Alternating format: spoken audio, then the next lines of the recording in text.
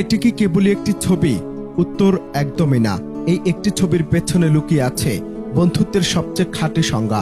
এমন বন্ধুত্ব যা ভয়কে জয় করে, অসহায় মুহূর্তে হয়ে ওঠে সাহসের ঢাল। আদরের সন্তানটি হঠাৎ করে অসুস্থ হয়ে পড়লে তাকে হাসপাতালে নিয়ে আসেন বাবা মা, কিন্তু চিকিৎসক যখন জানান জরুরি ভিত্তিতে সিটি স্ক্যান করাতে হবে, তখনই বদলে যায় দৃশ্যপট। আর এরপরই এই একটি ঘটনা যেন স্তব্ধ করে দেয় চারপাশ আর প্রমাণিত করে বন্ধুত্বের আসল মানে।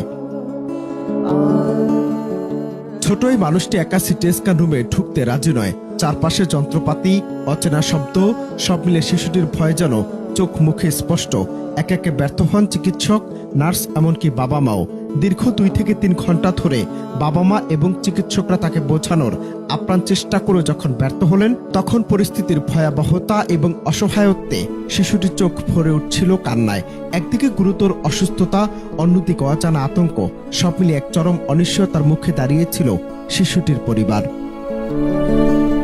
একটা পর্যায়ে সবাই যখন নিরুপায়, ঠিক তখনই শিশুটির পরিবার একমাত্র প্রিয় বন্ধুকে ডেকে নিয়ে আসার সিদ্ধান্ত নেয়। বন্ধুকে দেখা মাত্রই যেন জাদুর মতো সব ভয় কেটে গেল শিশুটির।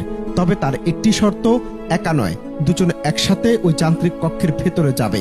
সে শর্ত মেনে নিয়ে শিশুটি যখন মেশিনের ভেতরে প্রবেশ করলো, তার প্রিয় বন্ধুটি তখন নিরাপদ দূরত্বে থেকে শক্ত করে ধরে থাকলো তার পা, যেন সে নিঃশব্দে বলছে, বন্ধু, পাশে আছি, ভয় নেই। এই ছোট একটি ছোঁয়া আর উপস্থিতিতেই সম্ভব হলো সে অসম্ভব কাজ।